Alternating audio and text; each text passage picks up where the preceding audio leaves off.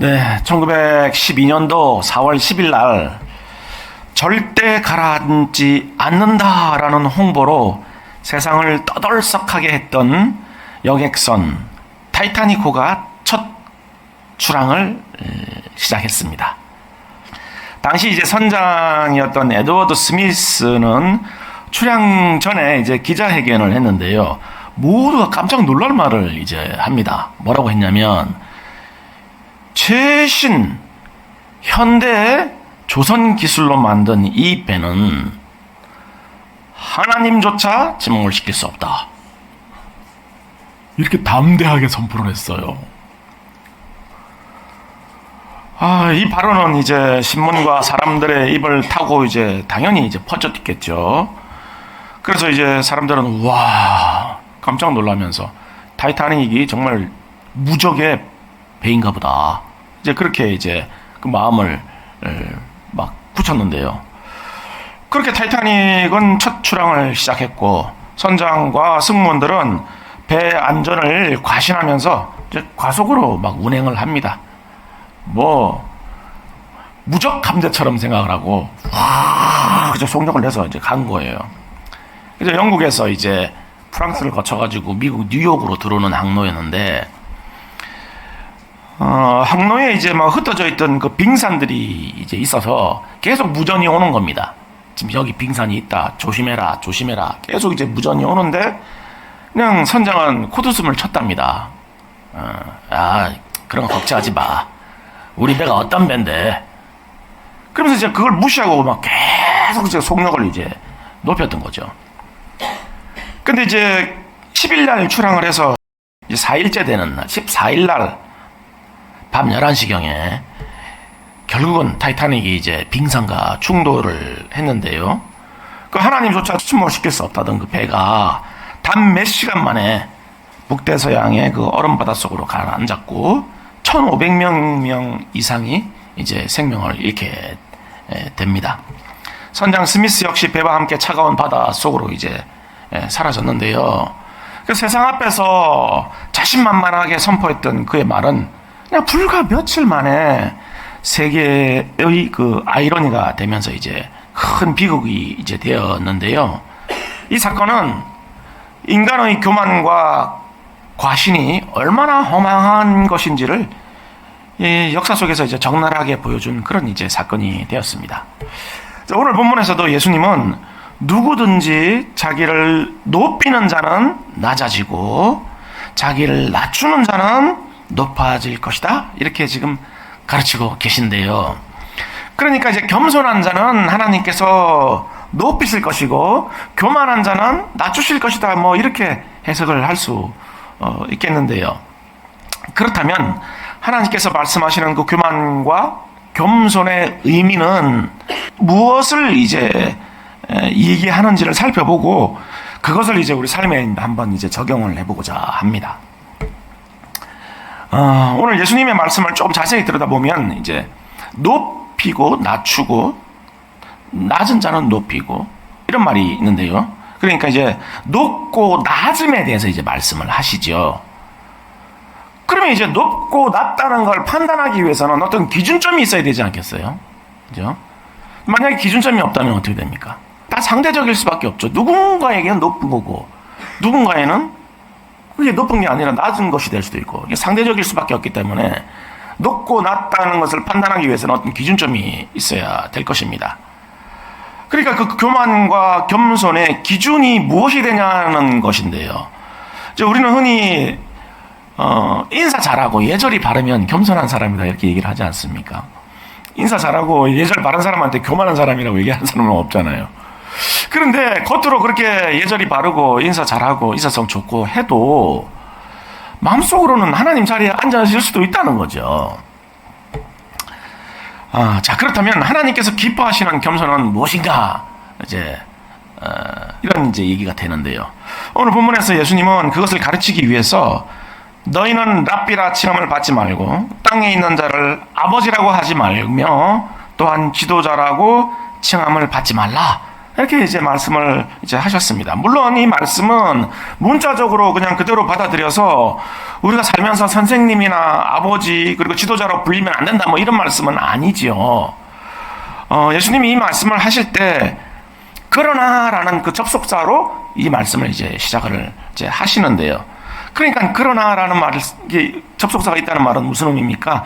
지난 시간에 했던 말에 이어서 지금 말씀을 하신다는 것이 아니겠습니까? 그러니까 지난 시간에 예수님은 바리새인들과 서기관들이 경문을 넓게 하고 옷을 크게 하고 잔치 상석, 회당의 상자와 시장에서 문안받는 것과 사람에게 랍비라고 칭함받는 것을 좋아하는 자들이라고 말씀하시면서 그 말씀을 이어서 바로 이제 이 얘기를 하신 거예요. 이들이 이렇게 좋아하는데 그러나 너희들은 랍비라 칭함받지 말고 지도자라 칭함받지 말고 아버지라 칭함받지 마라. 지금 이렇게 말씀하신 거예요. 그러니까 바리새인과 서기관들은 사람들에게 인정받고 높임받고 대접받기 좋아하는 교만한 자들이다. 지금 이 말씀이신 거죠. 그렇다면 이들은 왜 이렇게 교만했던 것일까요? 이들은 열심히 하나님 말씀에 순종한다고 율법을 지키고 있었지 않습니까? 오히려 그게 이제 더 문제가 됐던 겁니다. 그거를 외형적으로 껍데기뿐인 그런 율법을 지키는 것을 통해서 신앙의 의무를 다하고 있다고 생각했던 거예요. 그것이 자기의 경건을 보여주는 거고 자기의 거룩을 나타내는 것이라고 착각을 하고 있었던 거죠. 마치 하나님을 사랑하지도 않고 하나님 말씀에 순종하지도 않으면서 예배 안 빠지고 뭐 기도 길게 하고 뭐 그리고 신앙 지식 경서적 많이 읽어서 신앙 지식 많이 읽고 하면 내가 마치 굉장히 신앙이 좋은 사람으로 기쁜 사람으로 그렇게 이제 착각을 하는 것과 마찬가지인데요. 이러한 착각 속에서 바리새인들과 서기관들은 자신의 신앙을 자랑하고 이제 사람들에게 이제 인정을 받고 싶어 했습니다. 그러니까 이들이 왜 이렇게 교만해진 거죠? 자신들이 하나님의 말씀에 순종할 수 없는 그런 죄인들이라는 사실을 몰랐기 때문이에요. 그러니까 자기 자신들을 몰랐던 거죠. 인간은 죄성 때문에 하나님과 이웃을 사랑할 수 있는 의지도 없고 능력도 없고 하나님 말씀에 순종할 수 있는 그런 능력이 없다는 사실을 몰랐던 거예요. 그러니까 율법의 정신을 하나님은 요구하고 건데 이 사람들은 껍데기만 지금 수행한 것을 통해서 자기들이 굉장한 신앙 수준에 있다고 이제 착각을 한 것인데요. 그렇다면 반대로 겸손은 무엇입니까, 여러분? 이런 사실을 아는 게 겸손이죠. 내가 하나님 말씀으로 살아갈 수 있는 능력이 없다는 사실을 아는 것, 그게 겸손입니다. 그러니까 자신은 하나님 말씀에 순종할 수 없기 때문에 결국은 멸망으로 들어갈 수밖에 없다는 그 비참한 처지라는 사실을 아는 사람, 그 사람이 겸손한 사람이에요. 그러니까 자기 힘으로는 자기를 구원할 수 없다는 거죠. 그거를 정말 뼛속 깊이 깨달은 사람. 그러니까 소망이 자신에게 없다는 사실을 아는 사람은 이제 어떻게 될까요? 눈을 다른 데로 돌리죠. 누구에 돌립니까? 그리스도께로 눈을 돌리는 겁니다. 그러니까 그리스도께 소망을 두는 사람이 겸손한 사람이에요. 겸비한 사람이에요. 그렇게 되면 이제 그리스도가 우리의 머리가 되시면서 우리가 이제 그리스도와 함께 연합을 하게 되는데요. 이제 이걸 다른 말로 어떻게 표현합니까? 그리스도께 접붙여졌다 이렇게 표현을 하죠. 그렇게 우리가 이제 좋은 나무에 접붙여지게 되는데 우리에게는 좋은 열매를 맺을 수 있는 의지도 능력도 자질도 없기 때문에 이렇게 그리스도께 접붙여지는 길 이외에는 다른 소망이 없는 것입니다. 그래서 이제 예수님도 좋은 나무가 좋은 열매를 맺고 아름다운 열매를 맺고 못된 나무가 나쁜 열매를 맺나니 좋은 나무가 나쁜 열매를 맺을 수 없고 못된 나무가 아름다운 열매를 맺을 수 없다. 이렇게 말씀을 하셨는데요. 그러니까 아름다운 열매를 맺기 위해서는 어떻게 해야 된다는 겁니까, 여러분? 물 주고 비료 주고가 아니라 좋은 나무가 돼야 된다는 거예요. 그렇습니다. 나무가 돼야 된다는 거예요. 좋은 나무가. 나쁜 나무에다 물 주고 비료 주면 나쁜 열매만 더 풍성하게 맺지 않겠어요? 그러니까 나무가 돼야 된다는 거예요. 좋은 나무가. 그러면 이제 우리가 또 쉽게 이제 오해하게 되는 것이 있는데요. 뭐냐면 좋은 나무가 돼야 된다고 생각하면 우리가 바뀌어야 되는구나 이렇게 생각을 한다는 겁니다. 여러분, 사람이 바뀔 수 있을까요? 우리가 우스갯소리로 사람이 바뀌면 하는 나라 가대 다 됐나 보다 이렇게 얘기를 하는데 그 말이 참 성경적인 것 같아요. 안 바뀌는 사람이 바뀔 수 있으면 우리 옛사람을 십자가에 못 박으라는 얘기 하지도 않으셨어요, 하나님이. 예. 그러니까 죄된 본성을 가진 우리 옛사람은 결코 바뀌지 않습니다. 이놈이 힘을 발휘하느냐 못하느냐지 바뀌지 않아요. 그렇기 때문에 우리 옛사람은 정말 십자가에 못 박는 길밖에 없는 거예요. 얘를 교육을 시켜가지고 말 잘 듣게 해가지고 얘를 바꿔서 착한 사람으로 그런 일이 있을 수가 없다는 거죠. 그렇게 나쁜 열매를 맺는 우리의 옛사람은 이제 죽고 하나님께 접붙여진 새 사람은 하나님께로부터 나오는 각양 좋은 것들을 이제 결실을 하게 되죠. 왜요? 하나님께 접붙여졌으니까. 당연히 이제 하나님께 속하는 그 모든 좋은 것들이 이제 우리를 통해서 이제 열매로 드러나게 되는 거죠. 하나님께만 속한 그 의와 진리와 거룩과 영광과 그 모든 생명 같은 그 선하고 좋은 것들이 이제 열매로 이제 드러나게 되는데요. 그러니까 하늘의 신령한 복을 받는 비결은 뭡니까, 여러분?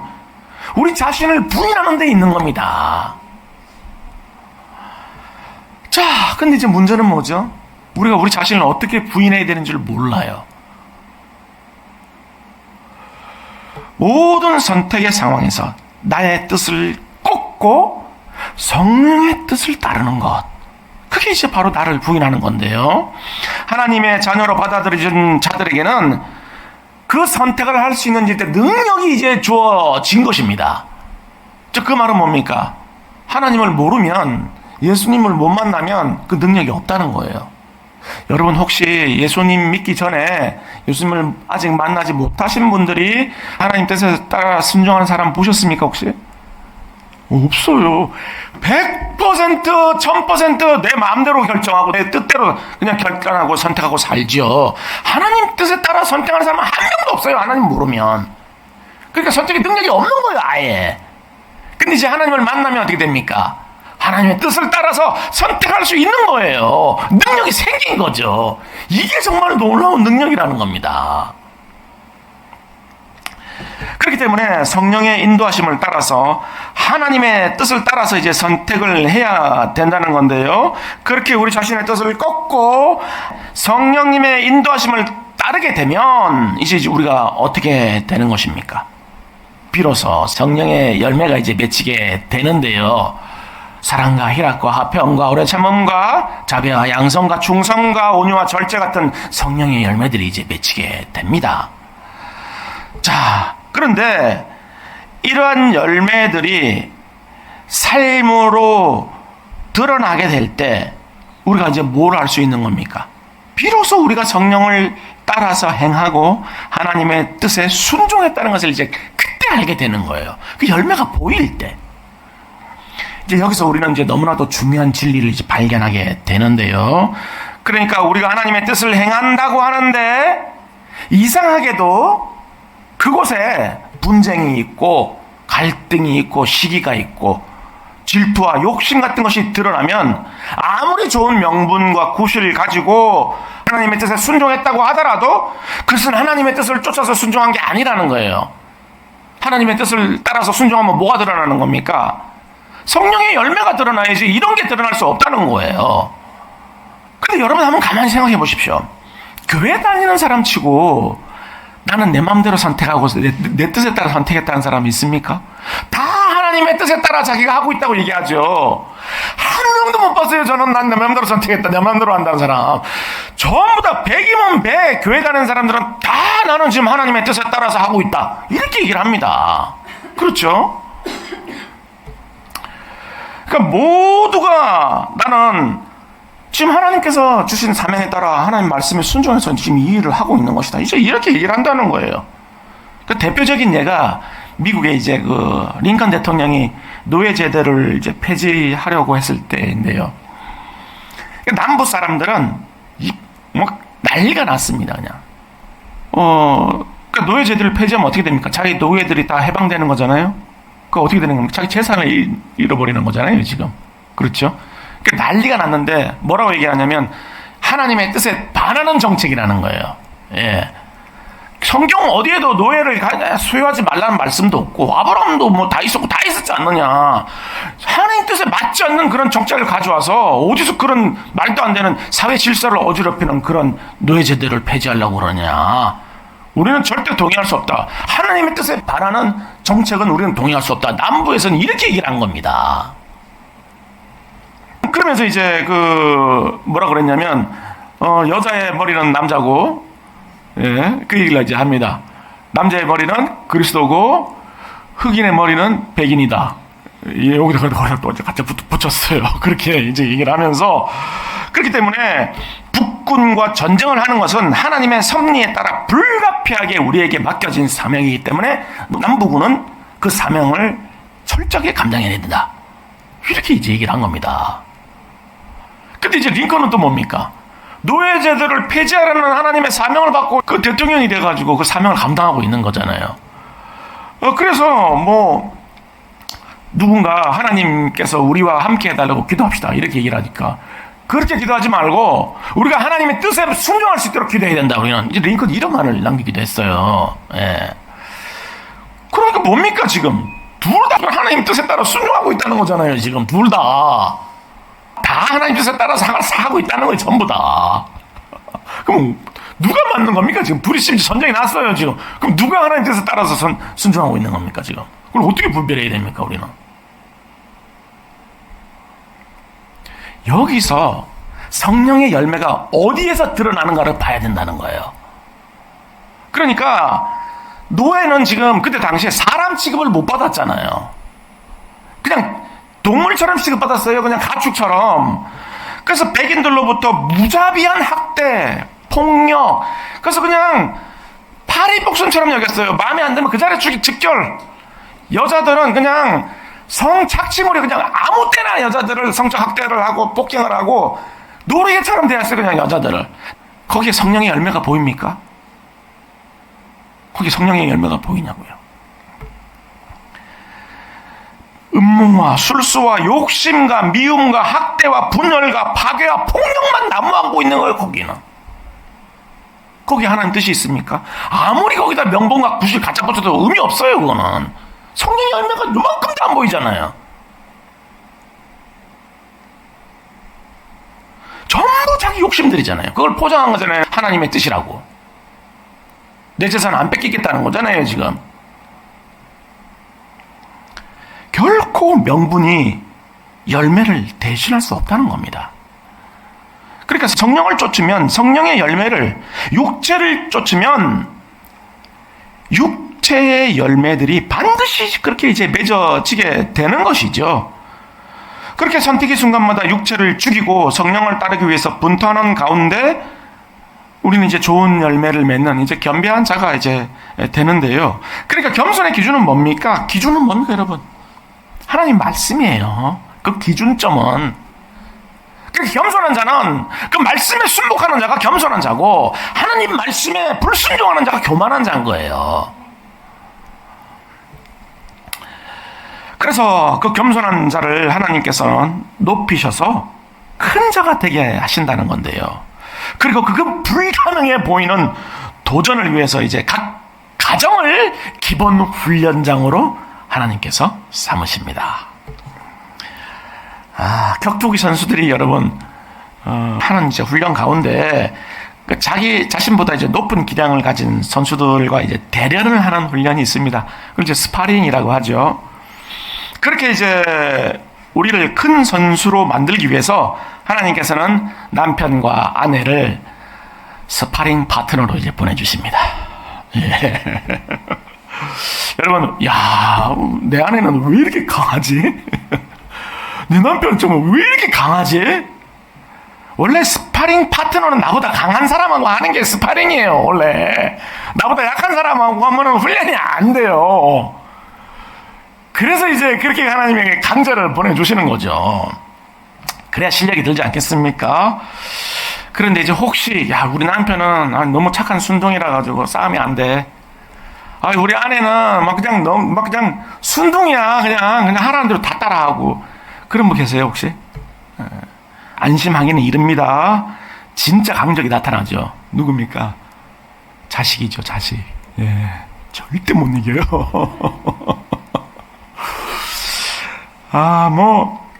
아내와 남편은 그냥 맛보기 수준, 맛보기 수준이고, 이제 아이들 커갈수록 강력한 스파링 파트너가 되는데 평생을 따라다니면서 정말 강도 높은 훈련을 계속해서 제공합니다.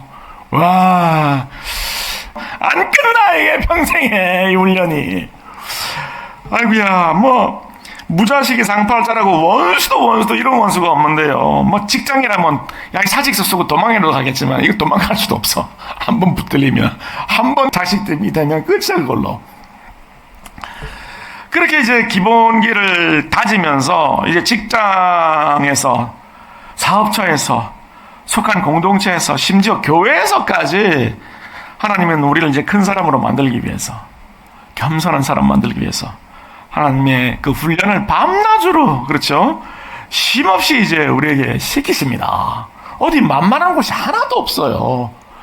집에서 나오면은 또 좀 쉴만합니까? 직장은요, 여러분, 어떻습니까? 아이고야.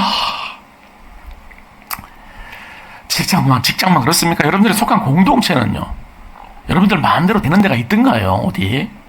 어림도 없죠.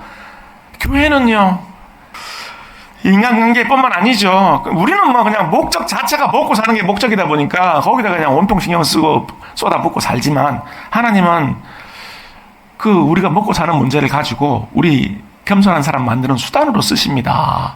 우리는 이래가지고 먹고 살겠나 맨날 걱정하지만, 하나님 우주를 만드신 분이에요. 우리 먹고 사는 게 무슨 문제가 되겠습니까, 하나님 앞에.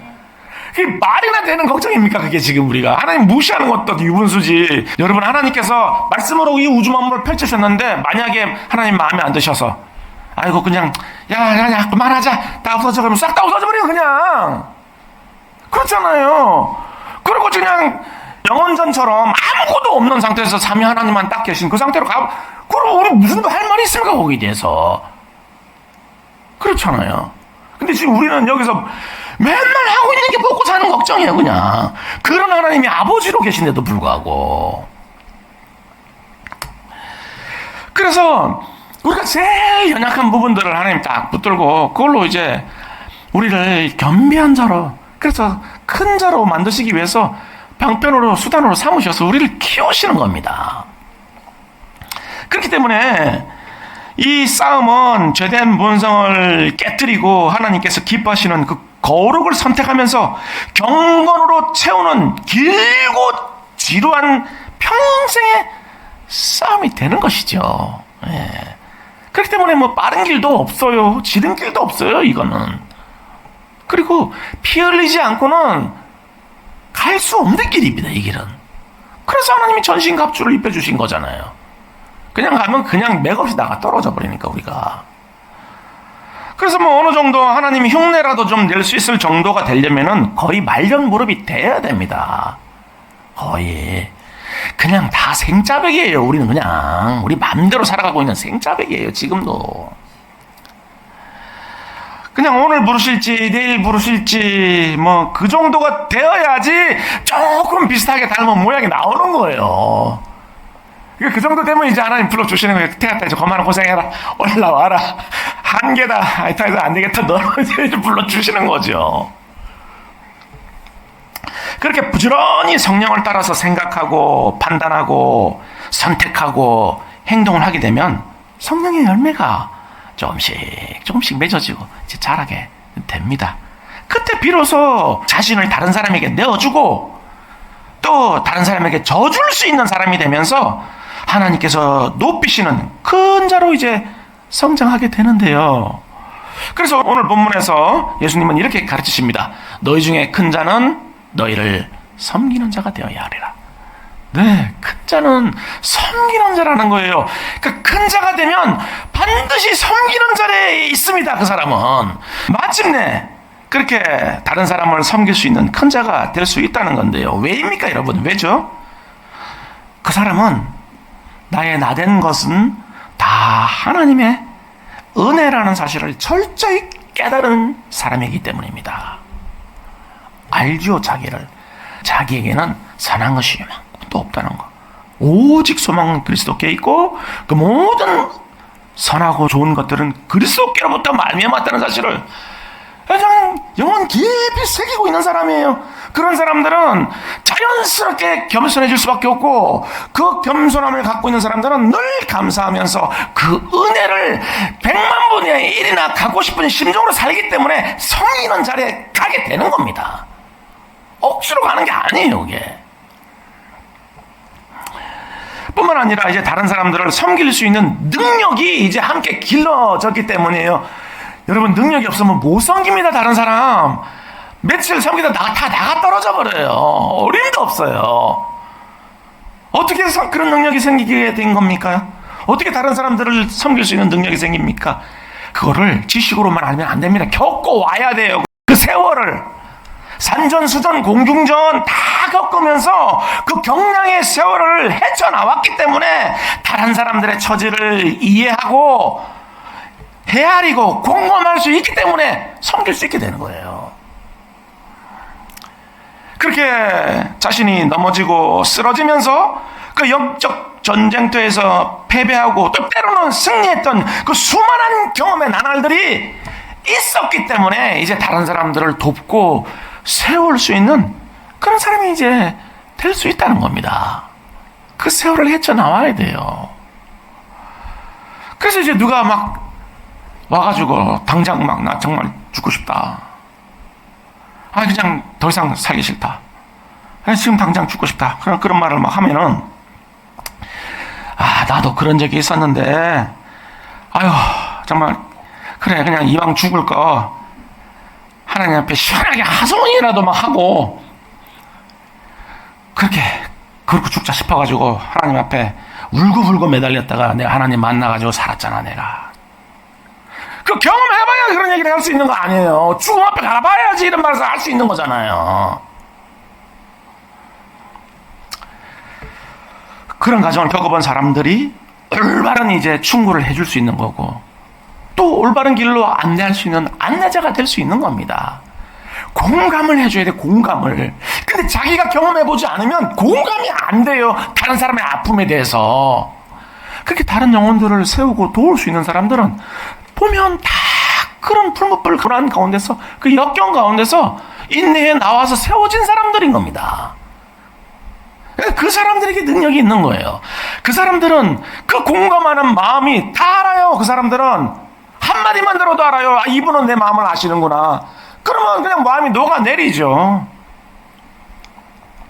그 깊이 있는 상처가 아물게 되는 거예요. 그 공감해주는 마음 요만큼의 진심으로 다른 사람의 편이 되어주는 사람이 되는 겁니다. 이제 내 편이다. 여러분, 누가 내 편이 있으면 얼마나 정말 든든합니까? 누가 늘 내 편이 돼준다고 생각해보세요. 그래서 부모는 늘 내 편이잖아요. 그게 아이들의 자존감을 만드는 거 아닙니까? 늘 내가 잘못했던 잘했던 혼이 날지언정 진심으로 엄마 아빠는 항상 내 편이니까. 그런 마음이 있는 아이들은, 그런 사랑을 경험하면서 큰 아이들은 자존감이 높은 거잖아요. 죄된 본성과 연약함으로 인해서 수없이 실패를 경험할 수밖에 없는 우리를 용서해주고 기다려주고 품어주고 위로해주고 격려해주고 충고해줄 사람이 반드시 필요해요. 혼자는 못 가는 겁니다, 이 길을. 왜요? 우리는 늘 넘어질 수밖에 없으니까 옆에서 이렇게 도와줄 수 있는 사람이 있어야 되는 거예요. 의지가 되는 사람이 있어야 되는 거예요. 갈 수 없어요, 혼자서는. 그렇기 때문에 하나님께서 이렇게 동역자들을 다 붙여주시는 거 아닙니까? 평생에 함께 하나님 나라를 향해서 같이 걸어갈 동역자들, 이 동역자가 얼마나 귀한 하나님의 선물이고 은혜입니까? 여러분들은 서로를 쳐다보면 막 뿔이 뚝뚝 떨어지셔야 돼요. 나 이제는 동역자구나. 그러므로 이제 우리는 각자의 자리에서 자기를 부인하는 그런 선한 싸움을 반드시 싸워 나가야 됩니다. 피하시면 안 돼요. 흑인이었던 그 남아프리카 공화국의 넬슨 만델라 대통령은 젊은 시절 이제 인종차별 정책에 저항을 하다가 무려 27년 동안이나 이제 감옥 생활을 합니다. 야, 여러분, 2년 7개월 아닙니다. 27년이에요. 근 30년을 인종차별 정책에 반대하다가 이제 감옥 생활을 이제 하게 되었는데요. 그 아프리카에 그 흑인을, 그리고 뭐 정부 정책에 반대한다는 사람이니까 얼마나 열악한 곳에다가 가둬놨겠습니까? 혼자서 30년을 거기 이러고 있다고 생각을 해보십시오, 한번. 그 사람이 미치지 않고서 어떻게 견딥니까, 이거를. 그런데 이제 간수들이 그 삶의 의지를 놓게 하려고 빨리 없애려고 이 사람을 계속 모욕을 주는 거예요. 막 치욕스러운 그런 말들, 모욕적인 행동을 막 계속 퍼붓는 거예요. 30년을. 낮에는 그 뜨거운 그 아프리카 그 한낮에 얼마나 그 태양빛이, 채석장에 가서 돌캐를 그 중노동을 했답니다. 그걸 시키고 밤에는 그렇게 와서 혼자 이러고. 그런 수감 생활 가운데서도 이제 이분이 포기하지 않고 공부를 계속 해 나갔다는 거죠. 정치, 역사, 철학, 특별히 성경, 하나님 말씀을 깊이 천착을 했습니다. 안에서 하나님을 거기서 이제 만난 거죠. 그렇게 긴 세월을 견디고 71세에 이제 감옥에서 나오게 돼요. 71세. 44세에 들어가서 71세에 나왔어요. 거의 모세급입니다. 40살에 이제 그렇죠. 쫓겨나가지고 80세에 부름받았는데 71세에 나온 노인네가 뭘 할 수 있다고 생각했겠습니까, 여러분? 다 끝났다고 생각했죠. 40대, 50대, 60대를 다 그냥 거기서 감옥에서 썩어버렸잖아요. 다 끝났잖아요. 70살 넘었는데. 근데 어떤 일이 일어나는 겁니까? 하나님께서 대통령으로 세우셨어요. 대통령으로. 넬슨 만델라 대통령이 됐잖아요. 근데 이제 세계 사람들은 이제 걱정을 하기 시작한 겁니다. 이제 남아프리카 공화국에 거대한 피바람이 불겠구나. 이제 복수의 그 칼춤을 추겠구나. 왜죠? 이제 나오면은 백인들 다 처단하지 않겠어요? 다 자기 인생을 다 30년을 다 앗아갔는데, 와, 이제 큰일 났다. 이제 다들 걱정을 한 거죠. 그런데 깜짝 놀랄 일이 벌어졌는데요. 대통령 선거를 딱 마치고 선서를 딱 마치고 바로 그 첫 번째 순서를 30년 동안 자기를 혹독하게 괴롭히고 모욕을 줬던 그 간수를 초청을 했습니다. 그리고 자기에게 사형을 구형한 그 검사를 둘을 초청해가지고 그 둘을 손을 잡고 같이 식사를 했대요. 깜짝 놀란 거죠. 야, 그냥 저거는 일시적인 쇼다. 사람들이 그러지 않았겠어요. 근데 이분이 그렇게 복수의 화신이 된 자신을 꺾고 성령을 따라서 원수를 용서하는 선택을 한 겁니다. 그러니까 이런 선택이 단번에 되겠습니까, 여러분? 30년을 그 안에서 혹독한 연단과 훈련이 있었던 겁니다. 그는 거기서 그치지 않고 그 신앙적 가치에 기초한 용서와 화해의 정책을 펼치면서 온 나라가 하나가 되는데 이제 온 힘을 기울였는데요. 그건 뭐 사람들은 깜짝 놀란 거죠. 다 백인들은 저기 다 죽었다 이제. 소수의 백인들이 이제 그 나라를 다 이렇게 다스리고 있는 그런 나라였기 때문에 이제는 흑인 나라가 되고 다 끝났다 백인들은. 그렇게 생각했는데 오히려 그 나라가 오히려 더 하나님 안에서 하나가 되도록 정책을 펼쳤다는 겁니다. 지금 자신의 그 모든 옛사람의 소욕을 딱 꺾어 내리고 성령께 순종하는 선택을 한 그 자리에서 놀라운 생명의 역사가 이제 일어나게 되고 온 나라가 변화의 물결이 막 이제 일어나게 됩니다. 성령께 순종하는 그 한 사람에 의해서 나라 전체가 변하게 되게 되는 거예요. 훗날 이제 그런 이렇게 고백을 했는데요. 나는 감옥에서 자유의 참된 의미를 배웠습니다. 다른 일을 미워하는 것은 스스로를 또 다른 감옥 안으로 가두는 것입니다. 이렇게 얘기를 했어요. 네. 그리고 2003년도에 어느 한 연설장에서 이런 연설을 했는데요. 우리 모두는 우리 안에 계신 하나님의 영광을 드러내기 위해 태어났습니다. 이렇게 얘기를 하는 겁니다. 자신의 신앙 고백이죠. 그렇습니다. 우리는 모두 하나님의 영광을 위해 지음을 받았기 때문에 마땅히 하나님을 대적하는 우리 옛사람을 꺾고 깨뜨리고 부인하고 못 박는 싸움을 해나가야 되는 겁니다. 만왕의 왕 되신 그리스도 앞에 마땅한 인격적 항복과 무릎 꿇음이 있어야 되는 거죠. 재고 자시고 할 게 없어요. 왕의 왕이시잖아요. 그분은. 피조물인 우리는 마땅히 그분 앞에 무릎을 꿇고 그분의 뜻에 내 뜻을 꺾을 수 있어야 되는 거예요. 그 싸움을 해 나가야 되는 겁니다. 넘어져도 낙심하지 말고 쓰러져도 좌절하지 말고 그렇게 영광스러운 전신갑주를 벗게 될 그날까지 싸움을 싸워 나가야 되는 거죠. 바로 그 자리에 용서와 화해와 생명과 그런 영광의 역사가 불일 듯이 일어나게 되기 때문인데요. 그렇기 때문에 때로는 더디가고 더디갑니다. 잘 안 되죠. 안 됩니다.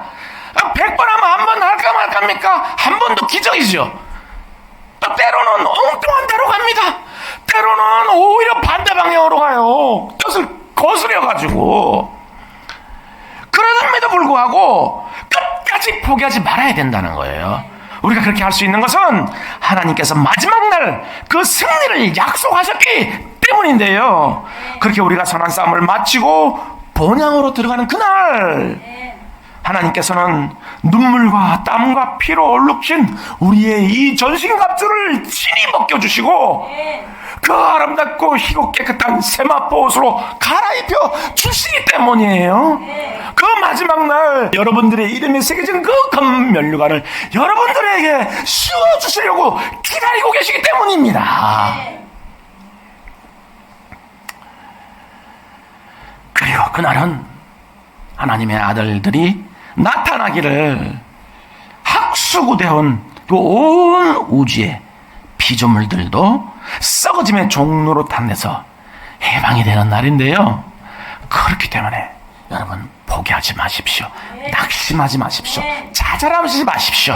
하나님께서는 승리를 약속하셨고 우리는 그 길로 나갈 것이고 하나님은 끝까지 우리를 붙들어 주시고 인도하실 것입니다. 그렇게 온 우주는 하나가 되어서 하나님의 자녀들이 영광의 자유에 이르게 되는 그 환희의 날이자 축제의 날이자 어린 장의 잔치, 혼인잔치가 열리는 그 날을 준비해 놓으시고 우리를 기다리고 계시는 것입니다.